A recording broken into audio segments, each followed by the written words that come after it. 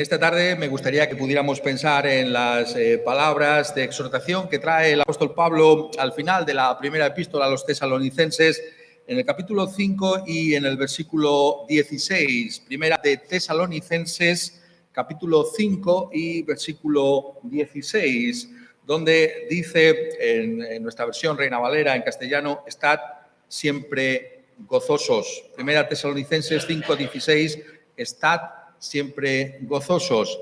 Curiosamente, es el versículo más corto de todo el Nuevo Testamento en griego. En griego son solamente 2 palabras. En castellano, el versículo más corto, como algunos de vosotros sabréis, es Jesús lloró. Pero en el griego son 3 palabras, Jesús lloró.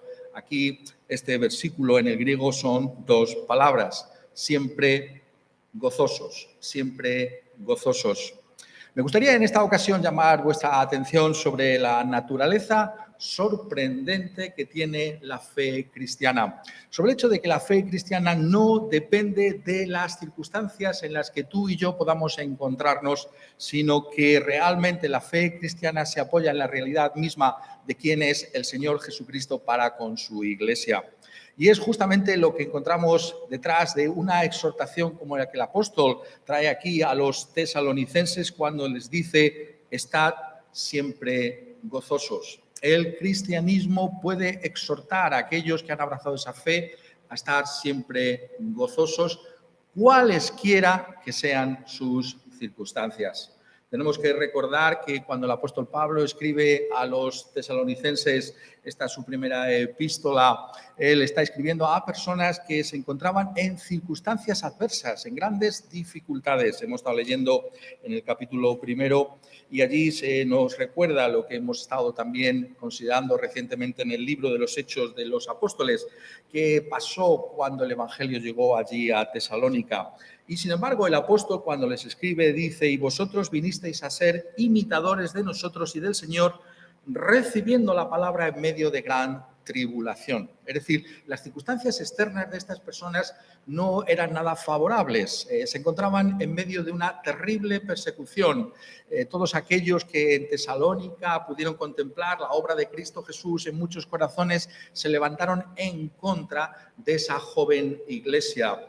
Y esto Pablo es lo que está aquí diciéndonos. Hay una realidad de tribulación que el apóstol llama incluso gran tribulación. No es una tribulación cualquiera, no es una presión cualquiera, sino una gran dificultad. Y sin embargo, desde ese mismo momento habla del gozo en el Espíritu Santo. Es verdad que hubo una gran tribulación, pero también con gozo del Espíritu Santo.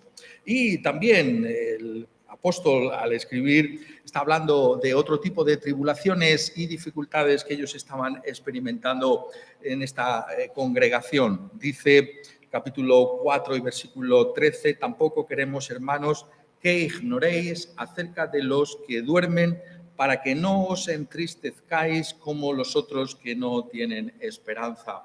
Puede haber algo más triste que la pérdida de un ser querido.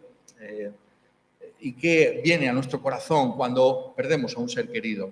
Y está hablando aquí, por tanto, también de otro tipo de tribulación, el hecho de que nosotros también experimentamos esa tristeza por causa de haber perdido a un ser querido. Y el apóstol dice: vosotros os tenéis que entristecer, pero no lo vamos a hacer como aquellos que no tienen esperanza. Y el apóstol, por tanto, está trazando para nosotros una imagen de una iglesia cuyas circunstancias son adversas. Hay todo tipo de dificultades en nuestra propia vida. Ninguno de nosotros vive en una completa y absoluta felicidad. Esa es la realidad de nuestra propia existencia, es la realidad de la existencia de aquella comunidad primitiva, y no solamente aquella iglesia, sino también la mayor parte de las iglesias de aquellos días. Sobre las mismas se nos está recordando constantemente esas dificultades en las que se encontraban. Y hemos estado leyendo, ¿no?, esa primera epístola del apóstol Pedro, esa epístola universal que está escrita a cristianos que se encontraban por diversas partes del Imperio Romano, y cómo allí también se les recuerda la realidad del hecho de que ellos están siendo afligidos con diversas pruebas.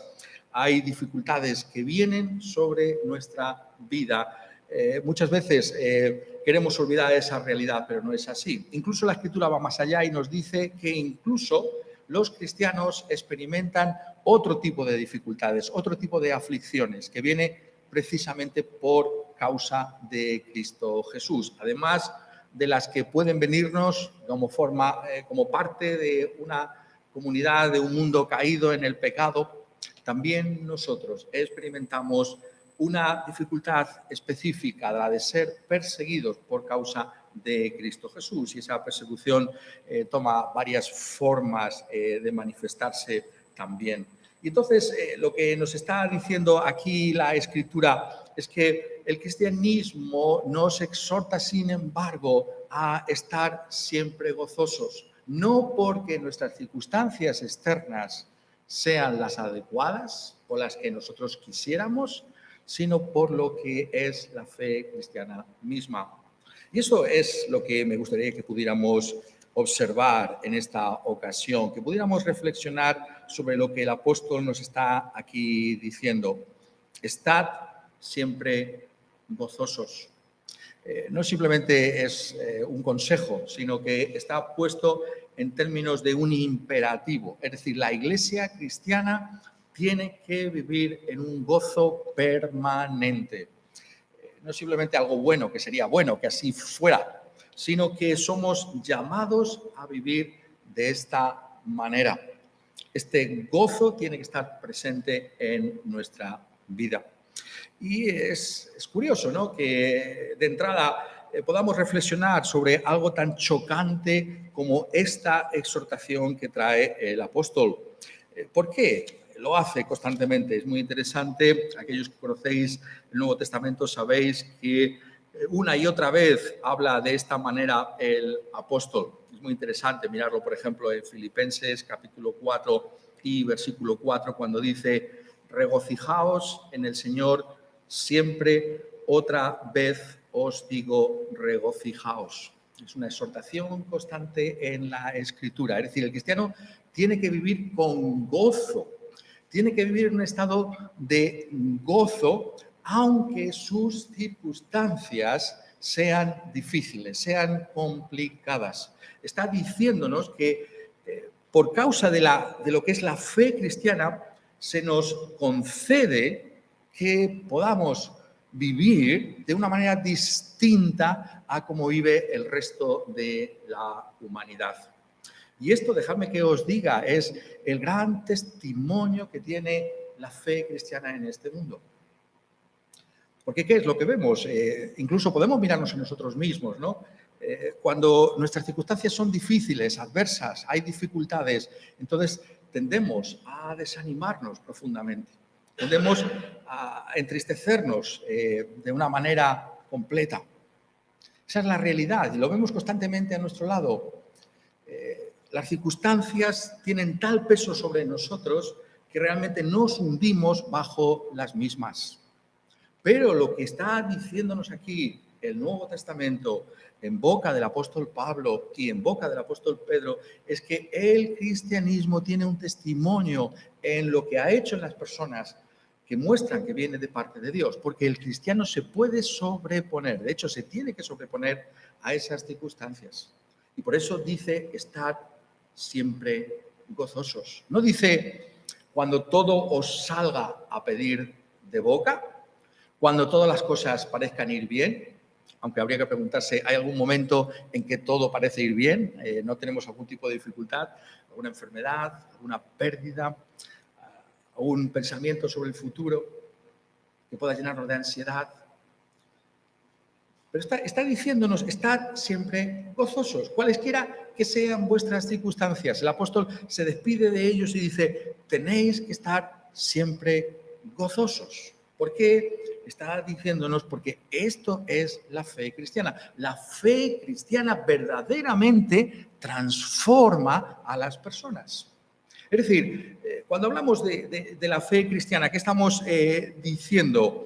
Estamos diciendo que no es simplemente una serie de ideas que yo he abrazado, una filosofía de vida, ¿no?, que yo puedo tener, ¿no?, y que puede ser más o menos adecuada, una ética, un comportamiento que es distintivo. Por supuesto que la fe cristiana es así. Tiene mandamientos que nos diferencian de aquellos que no los abrazan. Pero lo que está diciendo un pasaje como este, lo que está diciendo todo el Nuevo Testamento, es que el cristianismo es un poder transformador.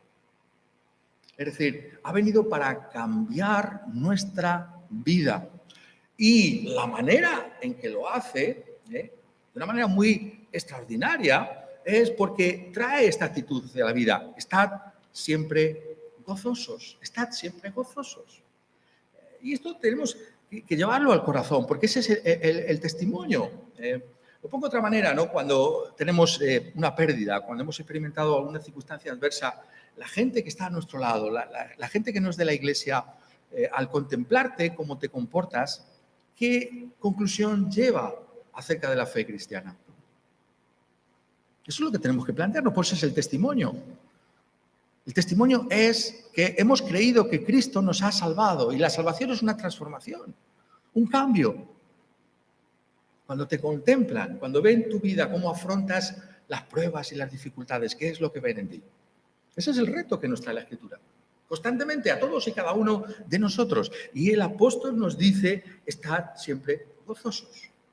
Tenemos que darnos cuenta de lo que está diciendo realmente, porque es algo extraordinario. En el momento en que el apóstol predica, ¿no? En el Imperio Romano, el estoicismo, una filosofía griega, está muy de boga, y el estoicismo realmente estaba enseñando, bueno, que ante las dificultades que podamos experimentar en esta vida, tenemos simplemente que darnos cuenta de que es inevitable, ¿no? En un mundo como este es inevitable que algún problema te pueda venir, ¿no? Y tú tienes que simplemente sobrellevarlo lo mejor posible, ¿no?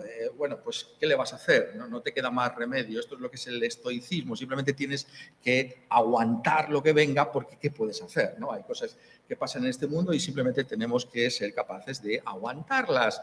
Y esa actitud es una actitud simplemente negativa, es una actitud simplemente de resistir, ¿no? De decir, no me queda más remedio. Notad la diferencia que hace el cristianismo. El cristianismo no es algo puramente negativo, totalmente negativo. El cristianismo es algo distinto. No solamente dice que tenemos que seguir adelante, sino que habla del gozo. Habla de algo que es sobrenatural. El apóstol Pablo, escribiendo a los Gálatas, nos recuerda que es un aspecto del fruto del Espíritu Santo. Está diciéndonos, por tanto, que es una obra divina tener este gozo. Y si es una obra divina y si es un aspecto del fruto del Espíritu Santo, entonces encaja que Él diga, estad siempre gozosos. Es decir, tenemos que buscar en nuestra vida tener este gozo.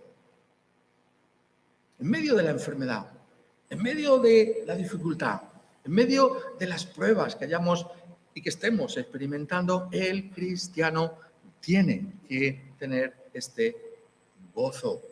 Esto es lo que nos está atrayendo y eso es lo que va a traer el testimonio más transformador y más dinámico sobre una sociedad como la nuestra. Mira cómo afrontan las dificultades estos cristianos. Hay algo distinto en ellos. Les pasan las mismas cosas que a nosotros. Y sin embargo, fíjate qué forma de afrontarlo. Es distinto. Eso es lo que hay que buscar, porque ese es el testimonio de la Iglesia. Esa es la obra de Dios en nosotros. A esto tenemos que aspirar. Os recuerdo que la Escritura, cuando trae esta exhortación, lo hace a la luz del hecho de que estas cosas están a nuestra disposición. No es algo que simplemente es un ideal, ¿no? Que podamos tener ahí. Cuando el apóstol escribe de esta manera, está dando a entender que esto está a disposición de todos los cristianos. Que ese gozo del que está hablando es algo que viene con la misma fe cristiana y que si no estamos en esa posición de gozo es porque no estamos viendo la luz de aquello que es posible para nosotros en el Evangelio, en nuestro Señor Jesucristo. Y por tanto la exhortación cobra todo su sentido a la luz del hecho de que es algo que Dios mismo trae a nuestra propia vida en nuestro Señor Jesucristo. Y es que el Evangelio está enfatizando ese aspecto objetivo de lo que Dios hace a nuestro favor. ilustrándolo, ¿no?, con las palabras extraordinarias de nuestro Señor Jesucristo, aquella mujer samaritana, cuando dice: cualquiera que bebiere de este agua volverá a tener sed. En este mundo hay muchas maneras, ¿no?, de calmar la sed. Tenemos el agua, ¿no?, y calmamos nuestra sed, y hay filosofías y formas de afrontar. El estoicismo era algo muy popular. Séneca, el gran Séneca, del que hemos hablado aquí hace algunas semanas. Pero el Evangelio es distintivo, porque mirad lo que dice Jesús: más el que bebiere del agua que yo le daré, no tendrá sed jamás, sino que el agua que yo le daré será en él una fuente de agua que salte para vida eterna. ¿Has bebido tú ese agua de vida? Hay algo distintivo en ti. Eso solamente lo puede hacer Dios. Eso es lo que Jesús ofrece. Y la realidad de eso es ese gozo, cualesquiera que sean nuestras circunstancias. Eso es lo que tenemos que buscar, dice el apóstol. Esa es la realidad que va a convencer a un mundo incrédulo de que hay algo real en el cristianismo, que no es simplemente una doctrina, no es simplemente una enseñanza, sino que hay una transformación que solamente Dios puede hacer. ¿Cómo puede el apóstol traer una exhortación como esta? ¿Cómo puede decirnos que en medio de nuestras pérdidas, en medio de nuestras dificultades, en medio de nuestras tribulaciones, cómo puede decirnos que tengamos esta actitud de gozo en todo momento? ¿Cómo puede hacerlo? La respuesta está en el mismo Evangelio, en lo que es el Evangelio, y que precisamente por ser así puede cambiarnos a nosotros. Es decir, el Evangelio es algo que necesariamente, cuando se conoce y se experimenta, trae ese gozo constante a nuestras vidas. Muy interesante verlo a la luz de todos los escritos del apóstol Pablo, cuando escribe una exhortación en un lado y en otro. Sabemos que esta es la manera, por cierto, de conocer mejor la Escritura, comparando constantemente unos textos con otros para ver cuál es la profundidad de lo que se nos está diciendo. Nuestro cántico hace unos momentos, el segundo que teníamos, estaba recordando esa realidad. Escribe en Romanos capítulo 14, versículo 17, dice así el apóstol allí: porque el reino de Dios no es ni comida ni bebida, sino justicia, paz y gozo en el Espíritu Santo. El reino de Dios es una realidad transformadora y que consiste en justicia, paz y gozo en el Espíritu Santo. ¿Qué es lo que el apóstol está dando a entender por medio de estas palabras? La justicia, a la luz evidentemente de esta epístola a los Romanos, está hablando del mismo Evangelio. ¿De qué va el Evangelio? ¿Qué es el Evangelio? El Evangelio es la justicia de Dios que se manifiesta. Este es el gran tema que ocupa esta epístola a los Romanos. Cuando Pablo habla de la justicia, nos está diciendo que es en el Evangelio, en las buenas noticias de salvación que tenemos en Cristo Jesús, aquel que murió en una cruz a favor de pecadores como nosotros, donde se manifiestan esas buenas noticias, en el Evangelio. El Evangelio es la justicia de Dios que se revela por fe y para fe, como está escrito: mas el justo por la fe vivirá. Mas ahora, aparte de la ley, se ha manifestado la justicia de Dios, testificada por la ley y por los profetas, la justicia de Dios por medio de la fe en Jesucristo para todos aquellos que creen en Él. Todos hemos pecado, pero hay una justicia que se nos ofrece. ¿Qué significa esta expresión, la justicia de Dios? Significa que Dios ha dado al justo, a nuestro Señor Jesucristo, para sufrir en aquella cruz de Calvario lo que merecían nuestros propios pecados. Dios es el que trató con justicia a nuestro Señor Jesucristo en aquella cruz. Y al tratarle con justicia, nosotros obtenemos por la fe en Él el perdón de todos nuestros pecados. En la cruz se despliega la justicia de Dios. ¿Qué podía hacer Dios con nuestro pecado? Tenía que condenarlo. ¿Qué exige la justicia? La condena por ese pecado. Todos somos pecadores, todos hemos roto la ley de Dios. Merecemos ser condenados. Pero la gloria de este Evangelio consiste en que, en vez de traer ese justo castigo por haber infringido la ley sobre nosotros, Dios, en su amor, lo llevó en la persona del Señor Jesucristo. Él es el justo. Él es aquel que padeció en justicia en aquella cruz del Calvario. Y por eso el apóstol nos dice también, 2 Corintios capítulo 5, versículo 21, al que no conoció pecado, nuestro Señor Jesucristo por nosotros lo hizo pecado, para que nosotros fuésemos hechos justicia de Dios en él. Esa es la gloria del Evangelio, que hemos sido hechos justicia. ¿Cómo te ve Dios? Dios te ve en Cristo Jesús, si has creído en él. Y en él ha sido constituido justicia de Dios. Es decir, Dios no tiene nada contra ti, porque todo aquello con lo que te podía haber condenado fue clavado juntamente con el Señor Jesucristo en aquella cruz. De tal manera que nosotros estamos ahora justificados en el Señor Jesucristo. Esa es la realidad del Evangelio. Y nadie puede revertir esa sentencia de absolución. Por la fe hemos sido absueltos delante de Dios, el Dios santo, el Dios justo, el Dios puro, porque Cristo hizo una satisfacción completa por nuestro pecado en aquella cruz. Y esa es la gloria de este Evangelio, es algo objetivo que tenemos. Y dice justicia y paz. Une esa palabra justicia con la palabra paz. ¿Por qué lo hace? Porque el apóstol en esta misma epístola así lo ha hecho anteriormente cuando ha afirmado: justificados pues por la fe, tenemos paz para con Dios por medio de nuestro Señor Jesucristo. Si Él ha hecho esa obra a nuestro favor en aquella cruz del Calvario, si al resucitar de entre los muertos se ha puesto de manifiesto que hay una justificación del pecado por la fe en Él, entonces nosotros, si tenemos esa fe, tenemos ahora paz para con Dios. Vivimos en paz para con Dios. Y lo que aquí está diciendo es que es algo objetivo. Al igual que esa justicia está ahí, está siempre delante de Dios, esa paz exactamente está ahí delante de Dios. Tú estás en paz para con Dios. Me gusta ilustrarlo de esta manera. Tú piensas un día en el que has vivido, has procurado vivir como cristiano y sin embargo has fracasado, te has equivocado, has pecado contra Dios.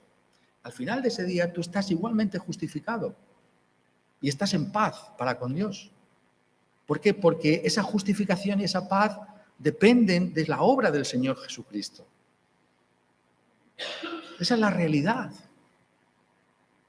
Y dice que estamos en paz para con Dios por medio del Señor Jesucristo.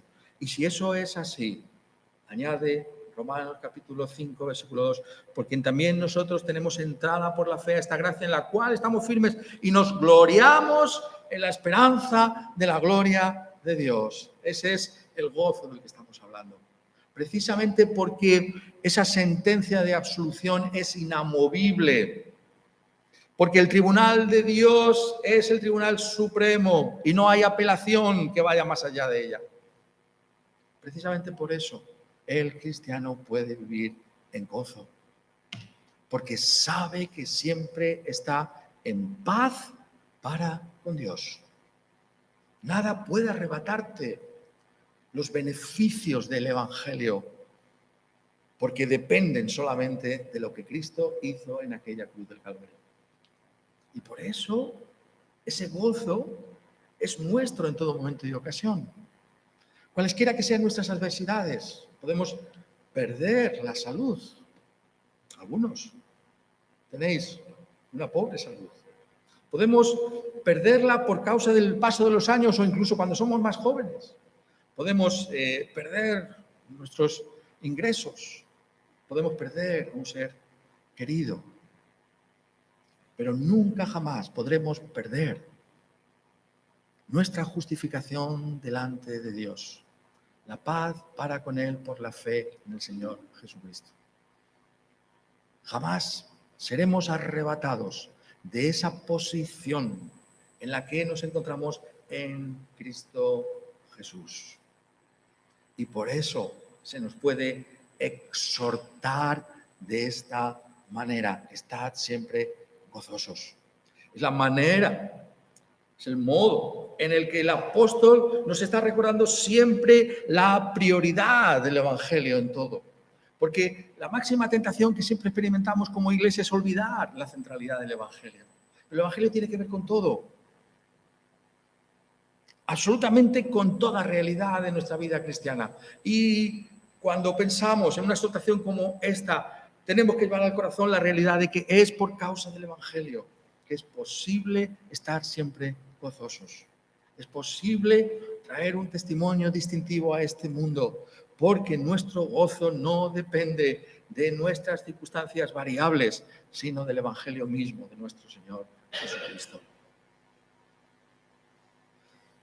Esa es la realidad de la que nos está hablando, y esa realidad del Evangelio sabemos que a la luz de esa misma enseñanza de la justificación tiene una derivada eterna y futura. La gloria de la doctrina de la justificación por la fe sola, que trae la paz para con Dios y el gozo a nuestro corazón, que no puede ser quitado de nosotros cuando estamos en ese Evangelio, está aludiendo a la eternidad, está aludiendo al futuro. La justificación es como un adelanto que Dios nos hace en el Evangelio de cuál será el veredicto en aquel día del juicio final. ¿Has pensado alguna vez en el juicio final? Habrá un juicio, dice la Escritura, de vivos y de muertos. Todos y cada uno de nosotros tendremos que comparecer delante del tribunal de Cristo Jesús para dar cuenta de nuestra vida. La justificación implica la certeza de que en aquel día tendremos a un abogado para con el Padre, a Jesucristo el justo, el cual presentará los méritos de su obra perfecta en aquella cruz del Calvario a nuestro favor. Es decir, vivimos a la luz de aquel futuro que ya ha sido declarado en el Evangelio. Se anticipa aquel veredicto final para con su iglesia. Es por eso que el cristiano puede estar persuadido de que toda realidad que venga a su vida no va a afectar en absoluto a esa realidad final que Dios ya ha determinado en su palabra por causa de la obra de Cristo Jesús. Es decir, poniéndolo de otra manera, nuestras circunstancias, por muy adversas que sean, jamás harán que lo que acontece en este mundo no lleve a la realidad de la glorificación final de la Iglesia del Señor Jesucristo. He ahí por qué tenemos ese gozo también. Pero mira lo que me está pasando, mi dolor es tan grande, no sé cómo afrontar mañana, cualesquiera que sean nuestras adversidades, y cada uno de nosotros tiene un catálogo de adversidades que podríamos comentarnos los unos a los otros. Esto sí sabemos, que ninguna de ellas te podrá apartar del amor de Dios que es en Cristo Jesús, Señor nuestro. Eso es lo que está diciendo el apóstol. Por eso podemos estar gozosos. No entiendo por qué me ha venido este problema. No entiendo esta dificultad que ha habido en mi vida. Señor, ¿por qué has permitido esto? ¿Acaso no bombardeamos nuestra conciencia con preguntas como estas tantas veces? Y sin embargo, en medio de esa dificultad, podemos estar persuadidos de que a los que aman a Dios, todas las cosas ayudan a bien. Por eso podemos estar gozosos. Esa es la realidad, la dinámica de la vida cristiana. Y en un sentido es lo que gobierna completamente la exhortación del apóstol, porque ese gozo es un gozo que nos lleva a vivir de una manera distinta. Es muy interesante considerar siempre este contexto, ¿no? Podemos pensar que son simplemente frases que lanza el apóstol que no tengan ninguna conexión entre ellas, pero sí que la tienen. Ha dicho en el versículo anterior, mirad que ninguno pague a otro mal por mal, antes seguid siempre lo bueno, unos para con otros y para con todos. Estad siempre gozosos. ¿Por qué pondría esto así? Esto es una casualidad. Simplemente se le ocurrió poner una serie de frases para completar la epístola, para terminar bien. No, eso no puede ser. Hay una guía del Espíritu Santo ahí. ¿Por qué? Tenemos que comportarnos de esta manera, no pagar mal por mal. ¿Por qué tenemos que seguir lo bueno? Habla del gozo. ¿Por qué? Porque este es el mismo evangelio. ¿Qué es lo que Cristo Jesús hizo por nosotros? ¿Lo habéis pensado alguna vez desde ese punto de vista? Cristo Jesús no devolvió mal por mal. ¿Acaso no es lo que retiene alguien como Pedro? Pedro, testigo ocular de aquellos sufrimientos de nuestro Señor Jesucristo. Cuando escribe en su primera epístola, podemos ver qué es lo que impactó. Tenemos que leer la Biblia desde ese punto de vista siempre. De aquellos que lo leyeron, ¿qué leyó Pedro? ¿Qué le impactó a Pedro, ¿lo has pensado una vez, acerca de Cristo? Él lo dice, mira, primera de Pedro 2, el cual no hizo pecado, ni se halló engaño en su boca, quien cuando le maldecían, no respondía con maldición, cuando padecía, no amenazaba, sino encomendaba la causa al que juzga justamente, quien llevó él mismo nuestros pecados en su cuerpo sobre el madero, para que nosotros, estando muertos a los pecados, vivamos a la justicia, y por cuya herida fuisteis sanados. Cristo no devolvió mal por mal. Ese es el Evangelio. Por eso te exhorta la Biblia a que tú no devuelvas mal por mal. Eso es contracultural totalmente. Esto es algo que diferencia a la Iglesia.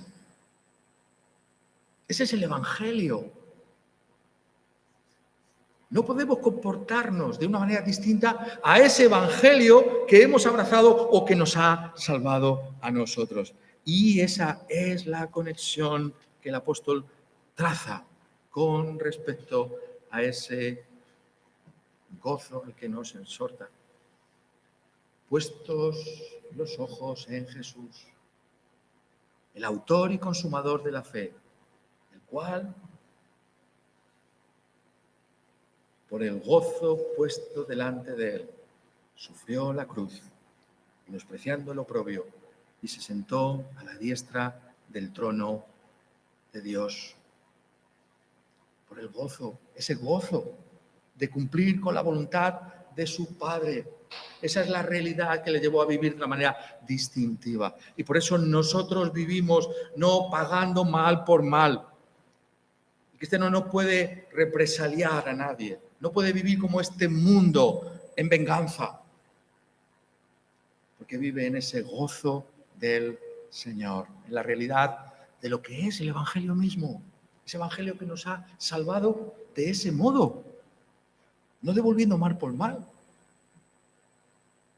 Y ahí, en esa imitación del Señor Jesucristo, es donde está la realidad de ese gozo.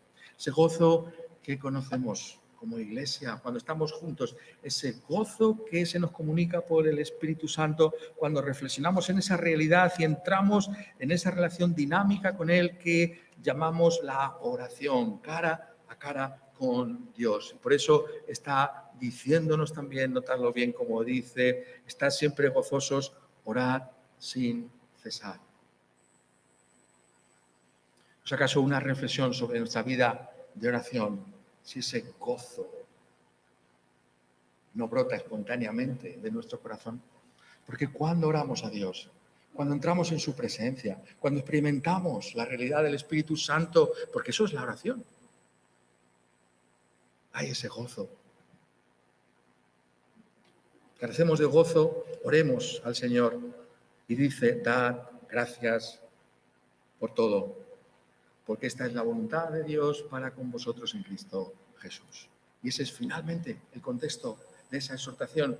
Lo sabemos porque es justamente lo que ha escrito también a los filipenses, todas las iglesias que plantó el apóstol Pablo y que aparece en el libro de los Hechos de los Apóstoles, cómo aconteció. Esa realidad de dar gracias a Dios por todo, en tus dificultades, en tus adversidades, que tienden a llevarnos a aceptarlas y a comportarnos bajo ellas como este mundo.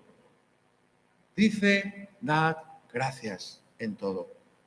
¿Eso qué significa? Que el cristiano en todo momento tiene que recordar todo aquello que Dios ha hecho a su favor. La realidad del Evangelio de la que depende exclusivamente que ese gozo esté en tu vida de día y de noche, que no falte jamás en tu vida. Y ese gozo permanece en tanto en cuanto somos agradecidos a Dios. ¿Cuántas cosas tenemos que dar gracias a Dios? Por la realidad de lo que ha sido nuestra vida, cada uno de nosotros puede mencionar muchas cosas por las que estamos agradecidos a Dios, pero sobre todo por la realidad de nuestro Señor Jesucristo mismo. Podemos siempre dar gracias por esa salvación que tenemos en Él, por esa realidad del Evangelio. Y es precisamente por eso que ese gozo jamás tiene que desaparecer de tu vida y de la mía. Por ello, el apóstol nos dice a todos, estad siempre gozosos. Al afrontar las dificultades del mañana, cualesquiera que éstas sean, mantén tus ojos en el Señor Jesucristo. Recuerda el Evangelio, recuerda los tesoros de gracia y de gloria que tienes en el Señor Jesucristo y que no pueden ser arrebatados. Recuerda que ese gozo es un gozo que tenemos en Cristo Jesús mismo, en su propia persona, la realidad que Él está encarnando, ese mismo Evangelio. Por eso dice el apóstol, a quien amáis sin haberle visto, en quien creyendo, aunque ahora no lo veáis, os alegráis con gozo inefable y glorioso. Notad el gran contraste que hace ahí. Le amamos y no le vemos. Solamente creemos en Él, con todo lo que implica creer en Él. Pero hay una evidencia de que Él está vivo. Ay, ese gozo que supera nuestras palabras, inefable. No tenemos palabras muchas veces para expresar lo que hay en nosotros. Ese gozo que es la antesala de la glorificación final, glorioso. Él es nuestro gozo. ¿Te pueden quitar a Cristo? No. Estad siempre gozosos. Quiera Él que podamos vivir a la luz de esta realidad y así dar testimonio en este mundo para la gloria de nuestro gozo, del Señor Jesucristo. Amén.